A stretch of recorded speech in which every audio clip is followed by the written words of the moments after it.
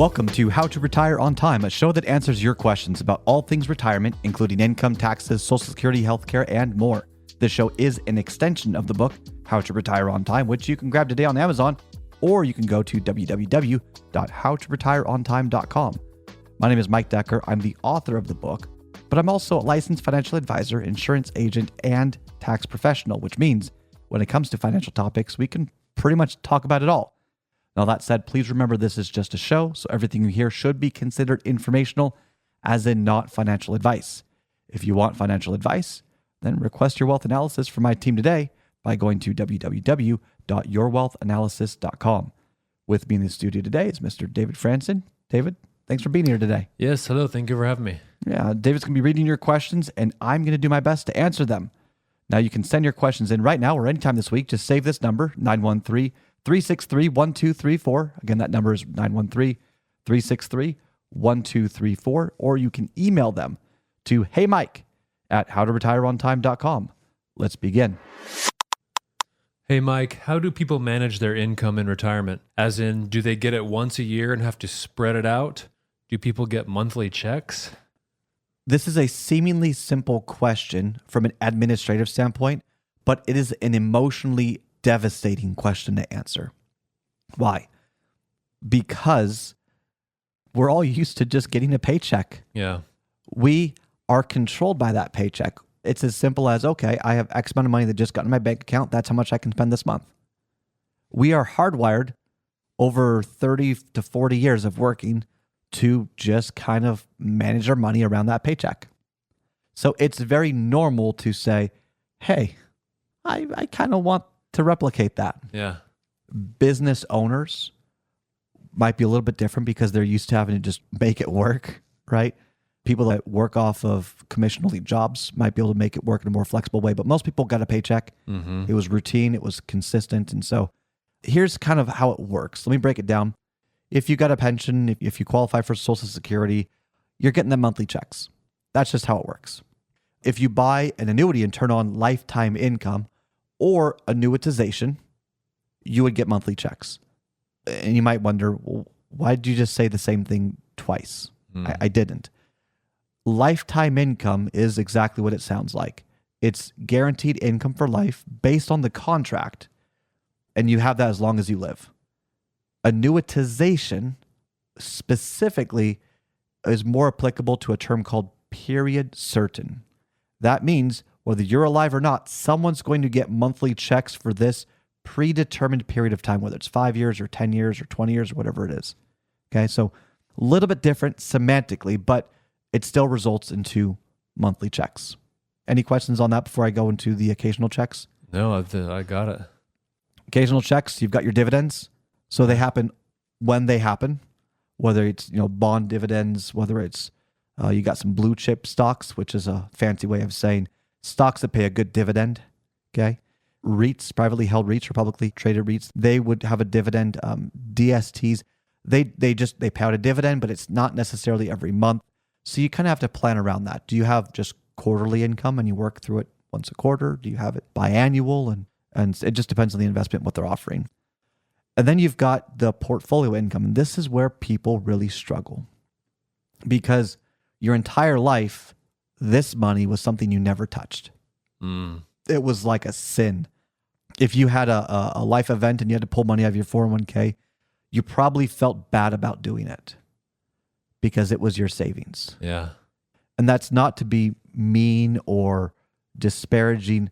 Life happens. Right. And if you had to go through that, it's terrible. I'm sorry you had to go through that. I wish you didn't. So we have years of a belief system that says, don't touch this. So when we start taking income out, it is emotionally difficult because, and this is how your brain is hardwired. It's trying to protect you from making decisions that may not be in your best interest because they're so used to this being savings. So how do you take your income from your portfolio? Some people do it when needed. So they'll pull a portion out and just kind of slowly spend it down. Then they'll pull another portion out and just slowly spend it down. Others will do it once a year and they'll put it into like a high yield savings account and then spend it down as needed. Or some people will put it into a separate account, like in a different bank at a high yield savings, and then set up monthly automatic transfers to simulate that monthly check. Oh, right. That's a good one. Yeah. Some do it once per quarter. So every quarter they'll just take out a little bit. And some people will just take out once per month. What is right is probably not the correct way to ask this question. It's which one is going to help you with your emotional limits.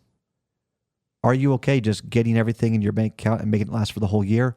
Or will you better bridle your spending and lifestyle through the monthly checks? Yeah.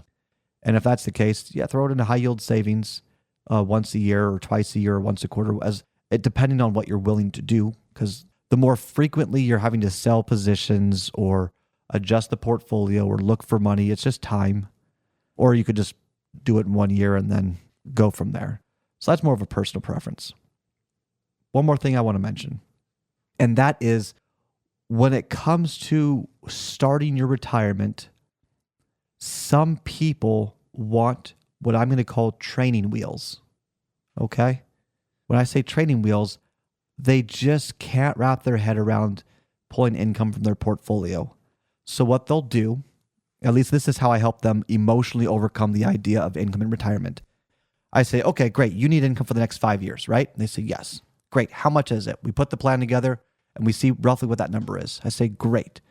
Now, what we can do is we can help simulate basically a 5-year pension. Okay. So you're going to get monthly checks. Here's the annual amount. Here's what the tax implications are. And you're going to get it every month. And we're going to simulate that for the first 5 years of your retirement. Are you good with that? Yes. Here's why I'm good with that. It's period certain. Think of basically a CD ladder from an insurance company. Okay. You get a fixed amount every month for the first 5 years, but it shows you that, hey, you can take your money, put it into something that gives you your money back while your other assets grow. Why is this important? Because you have to trust that you've allocated your money to different objectives. You're not just making money off the growth. You're making money, and there's going to be ups and downs, but you're overall trying to grow your assets. And so even though you might spend down parts of your portfolio, other parts of your portfolio should grow. And so separating the two can emotionally help people kind of see, okay, it's okay to take income. It's okay to draw down this account while the other accounts are supposed to grow. And because it's period certain, there's not really a legacy issue. Someone's going to get the money, right? You're not locking it up for life. And if you die too soon, it might just not disappear, but you get what I'm saying. So that can help a lot of people. By the way, what I've just described, you can do this through a CD ladder. It's not competitive, especially with today's rates. You can do it through a bond ladder. It's less competitive, or you can use it through a SPIA, SPIA, or single premium instant annuity. Okay, that's what it means. And it's basically a CD ladder from an insurance company. Right now, I've noticed that they're offering a slightly better rate than you can get through bonds or CDs. Doesn't mean it's always going to be that way. You got to shop around, you got to explore it. But hey, let's say you didn't have to worry about your income for the next 5 years.